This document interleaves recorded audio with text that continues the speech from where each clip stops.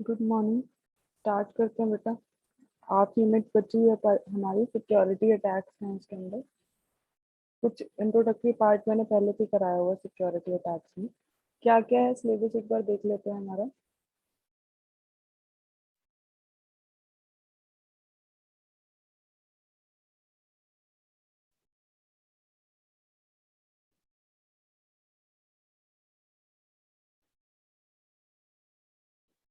Challenges, अगर हम W की बात करें तो सिक्योरिटी के टाइम पे क्या क्या चैलेंजेस होते हैं हमें पता है। डब्ल्यू में सेंसर नोड्स होती हैं जो मूव करती रहती हैं, तो उसके रिगार्डिंग क्या क्या प्रॉब्लम आ सकती है हमें। कौन कौन से अटैक्स हो सकते हैं डब्ल्यू में। क्या क्या प्रोटोकॉल एंड मैकेनिज्म है जो आप सिक्योरिटी के लिए यूज कर सकते हो ताकि आपका जो नेटवर्क है वो सिक्योर रहे। और लास्ट हमारा है जिगबी। जिगबी और आप इसको बोल सकते हो 802.15.4, जिसको वायरलेस पर्सनल एरिया नेटवर्क भी बोला जाता है। Low rate wireless personal area network या जिगबी भी जिसको आप बोल सकते हो। IEEE स्टैंडर्ड इसका यही है। इन दोनों की सिक्योरिटी के बारे में जिगबी आपने आईओटी में पढ़ा हुआ है, तो उसकी सिक्योरिटी के लिए क्या क्या चीजें होती हैं उसका थोड़ा सा मैं पार्ट यहाँ पे कराऊंगी। अब स्टार्ट करते हैं। सबसे पहले चैलेंजेस में क्या क्या चैलेंजेस आते हैं।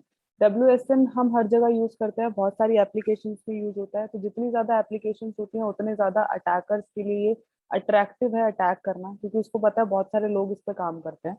तो मेन चीज इसमें जो सिक्योरिटी इश्यूज आते हैं वो एक तो प्राइवेसी के लिए आता है कि आप अपनी प्राइवेसी को प्रिजर्व करके रखो।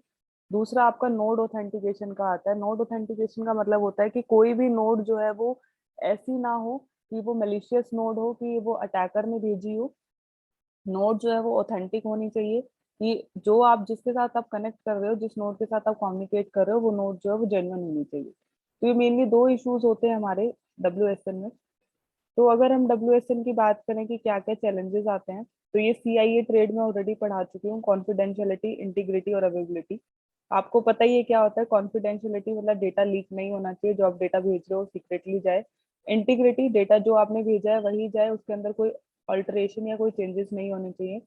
अवेलेबिलिटी, जब आप चाहो कम्युनिकेशन करना उस टाइम पे आपके लिए डेटा या नोड अवेलेबल होनी चाहिए, मतलब इसके अंदर डिनायल ऑफ सर्विस की प्रॉब्लम आती है। वो मैं एक एग्जांपल देके लास्ट टाइम समझा चुकी थी कि वो फोन वाला, कि अगर आप किसी को बार बार फोन कर रहे हो तो उस टाइम पे सामने वाला फोन जो है वो स्विच ऑफ कर देता है, और जिससे जो भी इंपॉर्टेंट कॉल होती है वो उसके पास नहीं आ पाती। नेक्स्ट हमारे पास जो चैलेंज आता है वो आता है डेटा फ्रेशनेस का। डेटा फ्रेशनेस का मतलब होता है, जैसे आपको जनरली भी बोला जाता है कि आप टाइम टू टाइम अपने सोशल मीडिया अकाउंट से नॉर्मल किसी भी अकाउंट का पासवर्ड जो चेंज करते रहो। इसका रीजन यही होता है कि डेटा जो फ्रेश रहेगा तो हैकर्स को मुश्किल होती है आपकी पासवर्ड को एक्सेस करना। तो सेम चीज है यहाँ पे। जितना हो सके ओल्ड मैसेजेस को अवॉइड करो, ओल्ड कीज को अवॉइड करो। जब आप कम्युनिकेट करते हो, आप प्राइवेट की पब्लिक की का यूज करते हो, तो पुरानी वाली कीज का यूज मत करो। हर बार कोशिश करो कि नई की बने, ताकि अटैकर्स जो है उसको अटैक ना कर सके। सेल्फ ऑर्गेनाइजेशन, हमें पता है की नोट जो है सेल्फ ऑर्गेनाइज्ड है। तो जो बहुत ज्यादा चैलेंज होता है सिक्योरिटी के लिए, क्योंकि वो सारा काम अपने आप करती हैं। कोई सेंट्रल ऑथराइजेशन नहीं है जो उनको देख सके कि वो सही से काम कर रही हैं या फिर उन पर अटैक हुआ है कि नहीं हुआ है। नेक्स्ट हमारे पास आता है सिक्योर लोकलाइजेशन। जिस भी लोकेशन के साथ आप कम्युनिकेट कर रहे हो वो लोकेशन जो है वो सिक्योर होनी चाहिए। अटैकर्स जो है वो लोकेशन को ना डिस्टेंस की बेसिस पे एस्टिमेट करके वहां पे पर्टिकुलर उस रेंज में अटैक करते हैं, क्योंकि हमारे में क्या होता है कि रेंज डिफाइंड होती है। आप उस रेंज के अंदर कम्युनिकेट करते हो, और अगर अटैकर ने अंदाजा लगा लिया कि आप किस रेंज के साथ कैसे कम्युनिकेट करने वाले हो, तो वो इजिली वहां पे अटैक करके आपकी इंफॉर्मेशन को एक्सेस कर सकता है। इसमें मेथड जो यूज होता है वो होता है वेरीफाइबल मल्टीलेटरेशन, जो आपके सिक्योरिटी के लिए होता है। मल्टीलेटरेशन आपका डिस्टेंस कैलकुलेट करने के लिए होता है, और वेरीफाइबल वेरीफाइड डिस्टेंस के लिए, मतलब एक तरीके से एक्यूरेट डिस्टेंस बताएगा। अगर हैकर ने उसको इंक्रीज या डिक्रीज किया तो वो उस चीज पे काम नहीं करता फिर। उसके बाद हमारे पास टाइम सिंक्रोनाइजेशन आता है। टाइम सिंक्रोनाइजेशन भी आप जो डेटा भेज रहे हो, आप प्रॉपरली रिसीवर के पास वो डेटा उसी फॉर्म में टाइमली जाना चाहिए। ABCD जा रहा है तो ABCD, ए आपने भेजा है तो ए वहां पहुंचना चाहिए, मतलब टाइम सिंक्रोनाइज होना चाहिए। अगर टाइम सिंक्रोनाइज नहीं होगा तो अटैकर उस चीज का फायदा उठा के उसको अटैक कर लेगा। ऑथेंटिकेशन, ऑथेंटिकेशन में ऑलरेडी बता चुकी हूँ कि जो आप क्लेम कर रहे हो कि हाँ मैं वही हूँ, वही होना चाहिए। सी ने उसको बोला है बी को कि आई एम यूजर ए, जबकि सी जो है वो यूजर सी है। तो ऑथेंटिकेशन होना चाहिए। तो ये कुछ चैलेंजेस थे आपके पास। सीआई ट्रेड से कॉन्फिडेंशियलिटी, इंटीग्रिटी, अवेलेबिलिटी, ऑथेंटिकेशन, ये तो आपकी नॉर्मल टर्म्स है जो आपने पढ़ी हुई है। इसके अलावा हमारे पास यहाँ पे डेटा फ्रेशनेस है, ठीक है, सिक्योर लोकलाइजेशन हो गया। तो ये हमारे सेल्फ ऑर्गेनाइज्ड, टाइम सिंक्रोनाइजेशन, ये तो हमारे 7 to 8 हमारे चैलेंजेस थे। अब अगर हम अटैक्स की बात करें तो अटैक को इन्होंने अलग अलग कैटेगरी पे डिफाइन करा है। सबसे पहले इन्होंने सीक्रेसी के लिए, मतलब प्राइवेसी के लिए, जिसके लिए हम क्रिप्टोग्राफी टेक्निक्स का यूज कर सकते हैं। अटैक यहाँ पे प्राइवेसी के लिए कौन कौन से अटैक्स होते हैं? Eavesdropping, packet replay attack, modification और स्पूफिंग ऑफ पैकेट्स। दूसरा अटैक होता है नेटवर्क के लिए, जो हमारा डिनायल ऑफ सर्विस अटैक होता है। तीसरा अटैक आता है हमारा इंटीग्रेशन के लिए, जिसमें हम लोग इंफॉर्मेशन को चेंज करके सामने वाले को देते हैं। तो ये हमारे अलग अलग लेवल्स के अटैक होते हैं। अगर हम डिनायल, जैसे हमारी लेयर्स होती है ना ओएसआई की, तो हर एक लेयर पे अलग अलग अटैक होता है, तो वो सारे अटैक हम देखेंगे। डिनायल ऑफ सर्विस तो आपको पता है, मैं ऑलरेडी बता चुकी हूँ। फिजिकल लेयर की बात करते हैं। आपको पता है फिजिकल लेयर क्या काम करती है? आपके जो भी वायर्स से रिलेटेड काम होगा, कौन सा ट्रांसमिशन मीडिया यूज करना है, क्या वायर यूज करनी है, वो सारी चीजें हमारी फिजिकल लेयर पे होती हैं। तो फिजिकल लेयर पे जो अटैक होते हैं वो होता है हमारा जैमिंग और टेम्परिंग। जैमिंग क्या करता है? जैमिंग मतलब जैम जैसे होता है ट्रैफिक जैम। अगर एक रोड पे बहुत सारी गाड़ियां आ गई हैं, ठीक है, उसके बाद अगर वो रोड ब्लॉक हो गया है, तो ये चीज जो है वो दूसरे वाले रोड पे भी इफेक्ट करती है। ऐसे करते करते ना पूरी सिटी भी ब्लॉक हो जाती है। तो जैमिंग ना ज्यादा पावरफुल टेक्निक नहीं है, बहुत ज्यादा इसमें हाई रिसोर्सेज की रिक्वायरमेंट नहीं होती। आप बहुत सारा नेटवर्क, बहुत सारे रिसोर्सेज या बहुत सारा डेटा एक साथ भेज दो, जैमिंग हो जाएगी। और अगर एक नेटवर्क पे जैमिंग हुई तो वो धीरे धीरे सारे नेटवर्क को अफेक्ट करते हुए पूरे इंटायर नेटवर्क को जो है वो डिस्टर्ब कर सकती है। दूसरा हमारे पास आता है टैम्परिंग। टैम्परिंग मतलब जैसे टेम्पटेशन होती है कि वो बाहर से कुछ आउटडोर एनवायरनमेंट से ऐसे मैसेजेस करता है, या फिर ऐसे टेम्पटेशन मैसेजेस, टैम्परिंग मैसेज करता है कि सामने वाला उसे अट्रैक्ट होके और उसके साथ कम्युनिकेट करता है, और वहां से उसकी इंफॉर्मेशन जो है वो हैक हो जाती है। ये इरिवर्सिबल डैमेज होता है। इरिवर्सिबल डैमेज का मतलब है कि अगर ये डेस्टिनेशन पे प्रॉब्लम हुई तो सोर्स को भी इफेक्ट करेगा। नेक्स्ट हमारे पास लिंक लेयर आता है। Link layer, data link layer किस लिए रिस्पॉन्सिबल होती है आपको पता है? फ्रेम डिटेक्शन के लिए, multiplexing, demultiplexing, error control, flow control, इन सब चीजों के लिए ये होता है। इसमें जो अटैक होते हैं हमारे, वो हमारा होता है कॉलिजन सबसे पहले, रिसोर्स एग्जॉशन और अनफेयरनेस। कॉलिजन, सेम आपको कॉलिजन, अगर आपने बहुत सारी फ्रीक्वेंसी, मतलब सेम फ्रीक्वेंसी पे बहुत सारा डेटा आपने भेज दिया है, तो डेटा का कॉलिजन हो जाएगा। कॉलिजन होगा तो आप उस डेटा को दोबारा रीट्रांसमिट करोगे। रीट्रांसमिट करने पे आपकी कॉस्ट भी लगती है। प्लस हैकर जो है ना, उस टाइम पे जब आप रीट्रांसमिट कर रहे हो, उस टाइम पे आपको अटैक कर सकता है और आपकी इंफॉर्मेशन को हैक कर सकता है। दूसरा हमारे पास आता है रिसोर्स एग्जीक्यूशन। रिसोर्स एग्जीक्यूशन होता है कि जो भी अटैकर है उसने ना सारे रिसोर्स को एक साथ लेके बैठ गया है, और वो आपको काम ही नहीं करने दे रहा। वो आपको नई नई रिक्वेस्ट भेजे जा रहा है, आपको नहीं पता कि वो नोड जो है वो मेलिशियस नोड है। वो आपको रिक्वेस्ट कर रहा है, आप उसको रिसोर्सेज दे रहे हो। एक कंप्यूटर की बात करो, एक कंप्यूटर के साथ एक सीपीयू है, एक कीबोर्ड है। अगर आपको, अगर उन नोड ने आपसे रिक्वायरमेंट मांगी कि मेरे को एक सीपीयू चाहिए, आपने उसको दे दिया। उसने बोला मुझे कीबोर्ड चाहिए, आपने उसको दे दिया। तो ऐसे करके ना सारे रिसोर्सेज को एग्जॉस्ट कर लेता है। जब मेनली हमारे पास जो कोई जेन्युइन रिक्वेस्ट आती है, तो उसके लिए हमारे पास रिसोर्सेज नहीं अवेलेबल होते।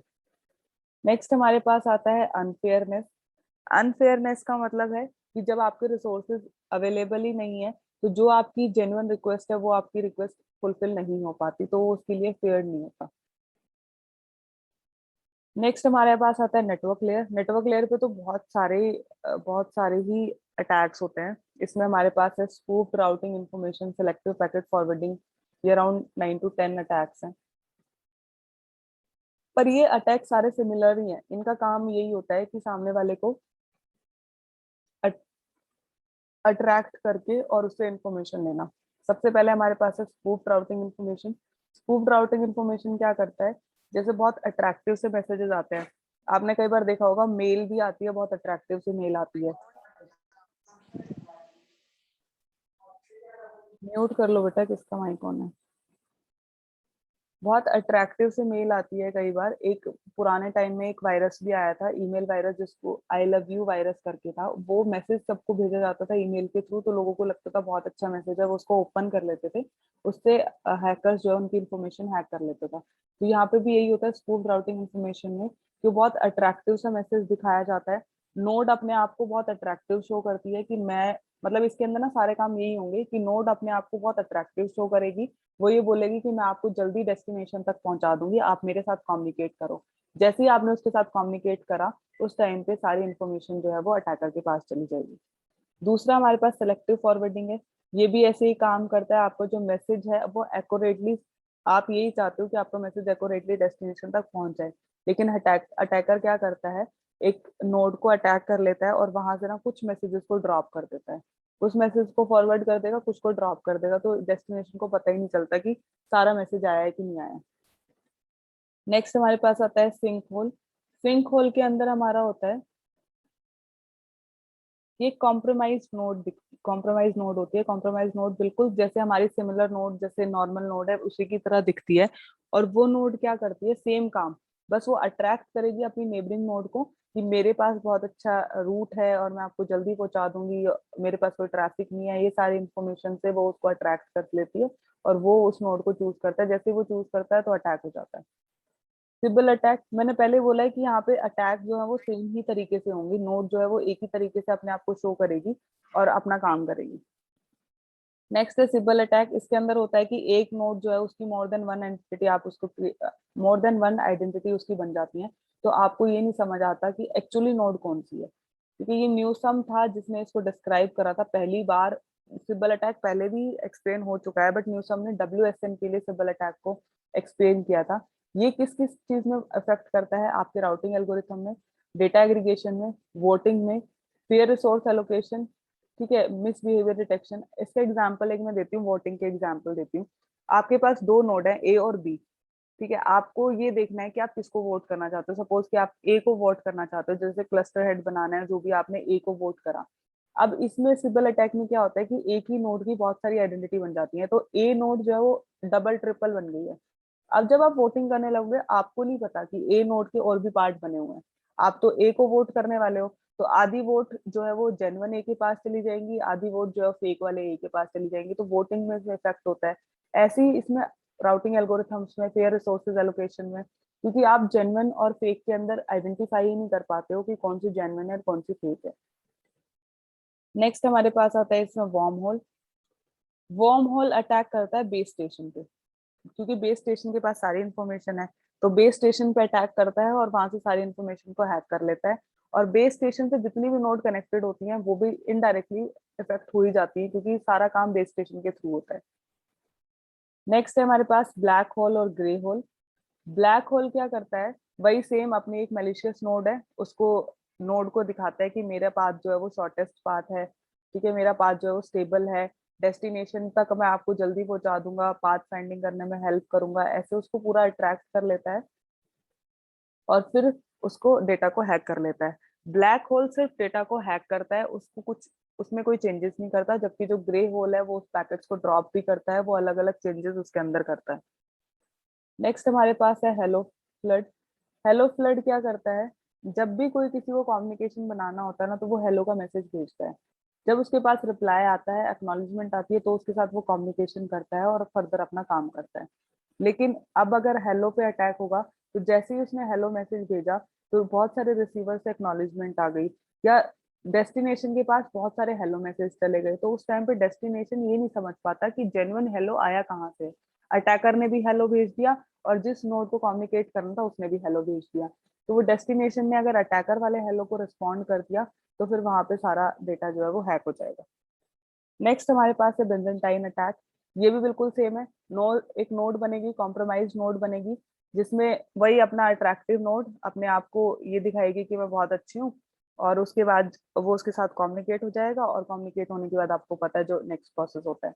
ये बेंजाइन अटैक जो है ये डिफिकल्ट होता है डिटेक्ट करना, क्योंकि इसके अंदर जो नोड दिखती है ना, वो बिल्कुल अपनी नॉर्मल नोड की तरह होती है, वो बिल्कुल भी अब नॉर्मल बिहेव नहीं करती, तो इसलिए थोड़ा सा ज्यादा हार्मफुल होता है। नेक्स्ट हमारे पास इंफॉर्मेशन डिस्क्लोजर है। इंफॉर्मेशन डिस्क्लोजर नाम से क्लियर है, कोई भी कॉन्फिडेंशियल इंफॉर्मेशन है उसको लीक करने के लिए यूज होता है। रिसोर्स डेप्लीकेशन अटैक, ये वही चीज है कि बार बार आपने, जैसे हमने रिसोर्स एग्जीक्यूशन पढ़ा था, कि बार बार आप रिक्वेस्ट भेजे जा रहे हो और सारे रिसोर्सेज आप उसको लेके बैठ गए हो। उसके बाद जो जेन्युइन रिक्वेस्ट होती है, जो लीगल रिक्वेस्ट होती है, उसका हमें कंफर्म नहीं हो पाता कि कौन सी लीगल है, और उसको रिसोर्सेज नहीं मिल पाते, तो रिसोर्सेज की कमी हो जाती है। नेक्स्ट है हमारे पास एक्नॉलेजमेंट स्पूफिंग। एक्नॉलेजमेंट एक्नॉलेजमेंट कब आती है? जब आप डेटा को रिसीव कर लेते हो, उसके बाद आपको एक्नॉलेजमेंट मिलती है। जैसे ही सेंडर ने डेटा भेजा, डेस्टिनेशन को डेटा मिल गया, डेस्टिनेशन ने सेंडर को एक्नॉलेजमेंट भेज दी। अब अगर एक्नॉलेजमेंट स्पूफिंग का मतलब क्या है कि फेक डेस्टिनेशन से एक्नॉलेजमेंट जाएगी सेंडर के पास, तो कुछ भी वो नेगेटिव एक्नॉलेजमेंट भी भेज देगा कि मेरे पास डेटा नहीं आया है। तो जब सेंडर को नेगेटिव एक्नॉलेजमेंट मिलेगी तो सेंडर दोबारा उस डेटा को भेजेगा। तो ऐसे टाइम पे जो है अटैकर को डेटा मिल जाता है। तो ये सारे नाम से ही क्लियर है, एक बार पढ़ोगे तो हो जाएगा।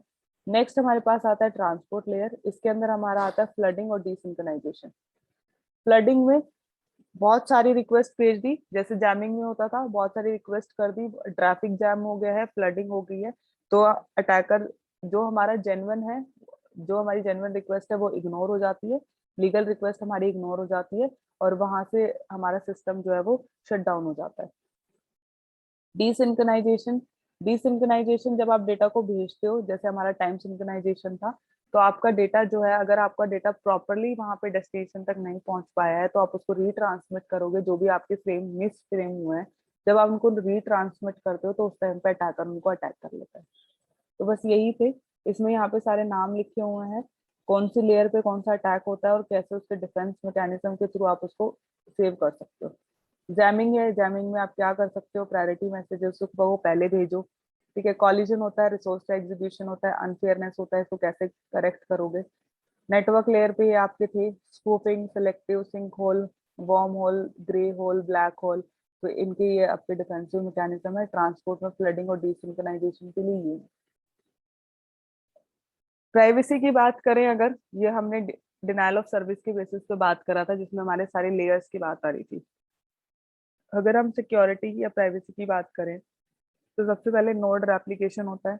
नोड रेप्लिकेशन नाम से क्लियर है, नोड ऑथेंटिकेशन वाली चीज हो जाती है कि ये आपने कोई भी नोड ऐसी, मतलब अटैकर ने कोई भी नोड ऐसी ज्वाइन करवा दी जो हमारी मैलिशियस नोड थी, और वो उनको पता नहीं है, वो रॉन्ग रूट पे उसको ले जाएगी, फॉल्स इन्फॉर्मेशन प्रोवाइड करेगी, और उसके जो भी इन्फॉर्मेशन है उसको हैक कर लेगी। ठीक है। सेम हमारा नेक्स्ट हमारा अटैक्स ऑन प्राइवेसी, ये भी वही है। प्राइवेसी जो भी आपकी सेंसिटिव इंफॉर्मेशन है उसको गैदर करेगी। जो हमारा इसमें क्या होता है, एक पांडा हंटर प्रॉब्लम होती है, तो ये बिल्कुल पांडा हंटर प्रॉब्लम की तरह है। पांडा हंटर प्रॉब्लम क्या होती है, हंटर जो है ना वो पांडा की लोकेशन को आइडेंटिफाई कर लेता है। तो जब वो उसकी लोकेशन को आइडेंटिफाई कर लेता है तो वो इजीली उस पर अटैक कर सकता है। सेम काम यहाँ पे होता है, अटैकर जो है वो सेंसर नोड की लोकेशन को आइडेंटिफाई कर लेता है, और जब उसकी लोकेशन को आइडेंटिफाई करता है तो वो उस पर आराम से अटैक कर सकता है। इसके अंदर अटैक कैसे हो सकते हैं? इसके अटैक होते हैं हमारे ईव्सड्रॉपिंग। ईव्सड्रॉपिंग वही है, कान लगा के सुनना, किस तरीके का डेटा आ रहा है। बहुत इजीएस्ट है, इसके अंदर हमें कोई ज्यादा मेहनत करने की जरूरत नहीं है। बस बैठ के ये देखते रहो कैसी यूजर किस तरीके का डेटा रिसीव करता है या सेंड करता है, और उसके थ्रू आप उसको अट्रैक्ट करके अटैक कर सकते हो। ट्रैफिक को एनालाइज करना, सेम काम है, ट्रैफिक को एनालाइज करोगे किस तरीके की एक्टिविटी वो कर रहा है। कैमोफोलेज लास्ट हमारा कैमोफोलेज है। कैमोफोलेज में क्या होता है, जैसे कि नोड हमारी होती है, बिल्कुल वैसे ही सेम नोड बना के, जैसे एग्जांपल दूं, पेंट करा जाता है एक तरीके से। अगर आप पेड़ है, पेड़ के साथ में आपने किसी बंदे को खड़ा कर दिया और आपने बिल्कुल उसको पेड़ की तरह ही पेंट कर दिया है, तो ये क्लियर नहीं हो पाएगा कि इसमें से इंसान कौन है और पेड़ कौन है। तो कैमोफोलेज भी यही करता है। कैमोफोलेज करता है कि जो भी नोड होती है उसको इस तरीके से पेंट करके उसको ऐसी जेन्युइन नोड बना देता है कि बिल्कुल भी डिफरेंस नहीं पता चलता कि कौन सी नोड जेन्युइन है और कौन सी फेक है। उस वही फिर नेक्स्ट वही अपना उसको अट्रैक्ट करेगा। अट्रैक्ट करने के बाद जैसे ही कम्युनिकेशन स्टार्ट होएगा वो वैसे ही उसकी इंफॉर्मेशन को लीक कर देगा। तो बस यही थे हमारे पास। एक बार फटाफट साथ के साथ रिवाइज करा देती हूँ। तीन तरीके के थे, secrecy and authentication. Secrecy and authentication में हमने नोड रेप्लिकेशन पढ़ा है। दूसरा हमने प्राइवेसी पढ़ा है। प्राइवेसी के अंदर हमारे पास ईव्सड्रॉपिंग, ट्रैफिक एनालिसिस, कैमोफोलेज और ये सारे थे। नेटवर्क अवेबिलिटी में हमारा डिनाइल ऑफ सर्विस है। डिनाइल ऑफ सर्विस के अंदर हमने लेयर्स पे सारा काम करा है। फिजिकल लेयर पे जैमिंग, टैम्परिंग, ठीक है। डेटा लिंक लेयर पे आपका कॉलिजन, रिसोर्स एग्जीक्यूशन और अनफेयरनेस। देन हमारे पास नेटवर्क लेयर पे तो अलग अलग 10 अटैक्स थे, black hole, worm hole, Sybil attack, sink hole, hello flood, Byzantine attack, information disclosure, ठीक है, एक्नॉलेजमेंट स्पूफिंग, ये सारे। नेक्स्ट हमारे पास ट्रांसपोर्ट लेयर था, ट्रांसपोर्ट में हमारा फ्लडिंग और डिसिंक्राइजेशन था। बस लास्ट हमारा सेकंड लास्ट टॉपिक है हमारा क्या क्या मैकेनिज्म है सिक्योरिटी के लिए। तो लो लेवल और हाई लेवल की सिक्योरिटी के लिए ये सिर्फ नाम है, इसमें ज्यादा डिटेल में कुछ नहीं है। अगर आपको लो लेवल की सिक्योरिटी करनी है तो आप की को इस्टेब्लिश कर सकते हो, आप आपकी प्राइवेट की और पब्लिक की के थ्रू आप लो लेवल पे सिक्योरिटी में काम कर सकते हो। और आपकी अलग अलग सिक्योरिटी राउटिंग या फिर आपकी कम्युनिकेशन में क्या क्या हेल्प, क्या क्या आप काम कर सकते हो, वो लो लेवल की सिक्योरिटी है। हाई लेवल की सिक्योरिटी में आप लोग थोड़ा सा एक्स्ट्रा एफर्ट डालोगे, मैनेजमेंट जो मेनली ग्रुप के लिए काम होंगे, तो secure group management, intrusion detection, secure data aggregation, ये सारे काम आप हाई लेवल पे करोगे। तो बस ये इनके नाम लिखे हुए हैं और थोड़ी थोड़ी डेफिनेशन लिखी हुई है इनके बारे में। लास्ट टॉपिक है अब हमारा जिग्बी, जिसको हम टेक्निकल स्टैंडर्ड में 802.15.4 भी बोलते हैं। और ये शायद पेपर में भी आया था लास्ट टाइम कि ये किससे रिप्रेजेंट होता है, तो इसका मतलब होता है low rate wireless personal area network, जिसको LRWPN भी बोला जाता है। तो जिग्बी का ही अगर मैं IEEE के स्टैंडर्ड की बात करूं तो इसका यही नाम है, 802.1.4। और इसको बोला जाता है low rate wireless personal area network. ठीक है, जिग्बी हमारा कम्युनिकेशन करने के लिए, एक वायरलेस कम्युनिकेशन करने के लिए यूज होता है। तो उसको आप कैसे सिक्योर करोगे, तो थोड़ा सा जिग्बी के बारे में है। ये आपकी लेयर्स है जिग्बी के लिए। ये आपका कि नीचे जैसे अपनी एसआई की लेयर होती है, फिजिकल लेयर है, मीडियम लेयर है, MAC layer, logical link layer है, और अपर लेयर्स जो हमारी होती है। तो ये हमारा, ये इसका लेवल है। बाकी जिग्बी कुछ है नहीं, नॉर्मल आपका वायरलेस कम्युनिकेशन करने के लिए होता है। और पर्सनल एरिया नेटवर्क है तो ऑब्वियसली इसके अंदर जो डेटा होता है वो रेंज उसकी कम होती है। सिक्योरिटी की बात करें तो इसका सिक्योरिटी की, हमारे में सिक्योरिटी ही है मेनली। तो सिक्योरिटी की अगर बात करें तो ये इसकी 3 फील्ड होती हैं जो हमारी सिक्योरिटी के लिए यूज होती है इसके अंदर। पहली फील्ड होती है आपकी फ्रेम कंट्रोल, दूसरी फील्ड होती है आपके सिक्योरिटी हेडर, और तीसरी फील्ड होती है आपका डेटा पेलोड। फ्रेम कंट्रोल होगा, ये बिट अगर इनेबल होती है, मतलब अगर ये वन सेट होती है, तो आपका ये जो सिक्योरिटी हेडर है ये एक्टिव होता है। अगर ये फील्ड एक्टिव नहीं होगी तो ये भी एक्टिव नहीं होगा। अगर जैसे ये इनेबल होगा तो ये फील्ड एक्टिव हो जाएगी। इसके अंदर हमारी फर्दर 3 फील्ड आती है, सिक्योरिटी कंट्रोल, फ्रेम काउंटर और की आइडेंटिफायर। सिक्योरिटी कंट्रोल के अंदर फर्दर हमारे 3 चीजें होती हैं, सिक्योरिटी लेवल, की आइडेंटिफायर मोड और रिजर्व। इसमें हमारे की सोर्स और की इंडेक्स होता है। तो ये क्या क्या यूज होती है, इसमें एक एक लाइन ही है सारी। सिक्योरिटी कंट्रोल जो है हमारा, वो बताता है कि किस टाइप की आपको प्रोटेक्शन करनी है, विच काइंड ऑफ प्रोटेक्शन आप यूज करना चाहते हो। इसमें हमारे की आइडेंटिफायर है, कौन सी की आप यूज करोगे, इम्प्लिसिट या एक्सप्लिसिट। ठीक है, दोनों चीजें होती हैं, इम्प्लिसिट और एक्सप्लिसिट। अगर आपने वैल्यू 0 सेट कर दी है तो वो इम्प्लिसिट होगी, 1 सेट कर दी है तो एक्सप्लिसिट होगी, 1 2 3 तीनों ही एक्सप्लिसिट होती हैं, और उनकी जो रेंज होती है वो अलग अलग हो जाती है।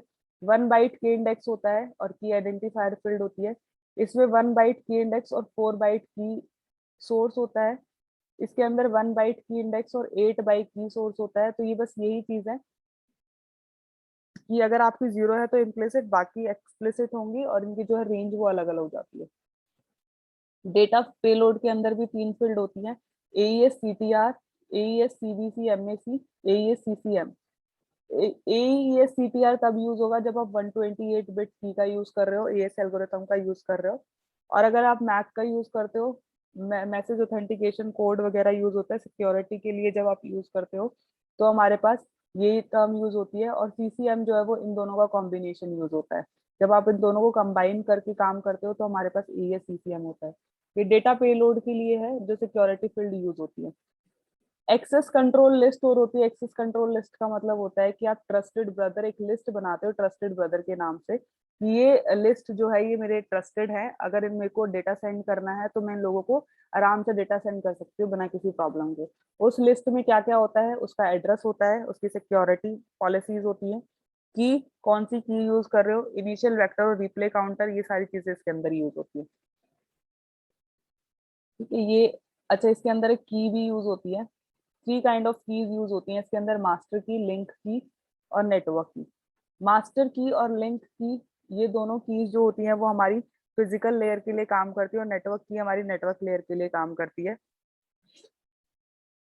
ये दोनों की जो मास्टर कीज और लिंक कीज होती है, ये मास्टर की तो प्री इंस्टॉल्ड होती है, कॉन्फिडेंशियल होती है, लिंक की जो है वो यूनिक होती है, जबकि जो नेटवर्क की होती है वो सारे डिवाइसेस के साथ शेयर्ड होती है। ये दोनों कीज जो है वो शेयर नहीं होती, नेटवर्क की जो है वो सबके साथ शेयर्ड होती है कम्युनिकेशन के लिए। और यही चीज है, कॉमर्शियल मोड के लिए आप यूज करोगे मास्टर एंड लिंक की, रेजिडेंशियल मोड के लिए आप यूज करोगे नेटवर्क की, बस। और इसके अंदर कुछ ज्यादा डिटेल में है नहीं, तो एक बार मैं फटाफट बता देती हूँ आज हमने क्या पढ़ा है। पहले हमने चैलेंजेस पढ़े, चैलेंजेस में आपके सीआई, ट्रेड और ऑथेंटिकेशन, ऑथराइजेशन, ये सारी चीजें थी। देन हमने अटैक्स पढ़े हैं, अटैक्स में हमने लेयर्स वाले अटैक पढ़े हैं, और जो अटैक्स थे हमारे प्राइवेसी वगैरह में, ईवसड्रॉपिंग, ट्रैफिक एनालिसिस, वो सारे थे। देन हमने प्रोटोकॉल के मैकेनिज्म देखे, लो लेवल और हाई लेवल पे अलग अलग तरीके से काम करते हैं। लो लेवल पे हैं तो नॉर्मल की स्टेब्लिश वगैरह करेंगे, हाई लेवल पे हम लोग ग्रुप बना के और फर्दर जो भी छोटी छोटी चीजें भी हैं उनको ध्यान रखेंगे, उनके डेटा को सिक्योर करेंगे। फिर हमने जिग्बी देखा, जिग्बी सिक्योरिटी के लिए हमारे पास 3 चीजें यूज होती हैं, मेनली 3 फील्ड होती हैं। फ्रेम कंट्रोल जब इनेबल होता है तो सिक्योरिटी कंट्रोल एक्टिव होगा, सिक्योरिटी के फर्दर 3 थे। उसके बाद उसमें फ्रेम कंट्रोल और आपका की आइडेंटिफायर था और डेटा पेलोड था। डेटा पेलोड में भी फर्दर 3 पार्ट्स थे, ठीक है।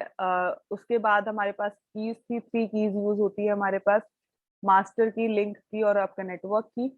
मास्टर की और लिंक की दोनों कमर्शियल पर्पस के लिए यूज होती है और आप वो दोनों शेयर नहीं होती, जबकि जो नेटवर्क की होती है वो शेयर्ड होती है और वो आपका रेजिडेंशियल मोड के लिए यूज होती है।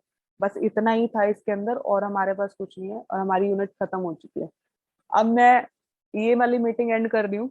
10 मिनट बाद 9:50 पे मैंने टाइम दिया हुआ है, दोबारा ज्वाइन कर लेना, एमसीक्यू 5th होगा, ठीक है। उसके बाद कल आपका एमसीक्यू 6th हो जाएगा। असाइनमेंट अपलोडेड है ऑलरेडी 4, तो उसको सबमिट कर देना टाइमली। मेरे ख्याल से 27 ही लास्ट डेट है, शायद कल ही सबमिट करना है, ठीक है। कोई डाउट है किसी को? सिलेबस खत्म हो गया है, अब कोई क्लास नहीं लगेगी। कल बस एक क्लास होगी, उसमें भी कुछ नहीं है, वो भी एमसीक्यू के लिए ही क्लास लगेगी। कल भी कोई रिवीजन नहीं होने वाला, तो सिलेबस खत्म है, साथ के साथ सारी यूनिट्स रिवाइज करा दी थी मैंने। सारे क्वेश्चन आंसर्स जो भी हैं, सब्जेक्टिव या ऑब्जेक्टिव या फिर जो पुराने पेपर भी आए हुए हैं, पुराना एक ही पेपर हुआ है जो हमारा ऑब्जेक्टिव ही हुआ है, वो सारे गूगल क्लासरूम पे अपलोड कर दिए हैं मैंने। अगर कोई भी डाउट हो किसी को भी, अभी नहीं किसी ने पढ़ा है, बाद में पढ़ते टाइम कोई भी इशू आए, कोई भी डाउट है, तो मुझसे पूछ लेना। नंबर है ही सबके पास, कोई दिक्कत नहीं है, ठीक है। चलो फिर 5-10 मिनट वेट कर, रेस्ट करो, फिर आपका एमसीक्यू स्टार्ट करेंगे। ओके, लास्ट टाइम तो बोल दो हाँ ना। Yes ma'am. चलो ठीक है, ओके, मिलते हैं फिर थोड़ी देर में।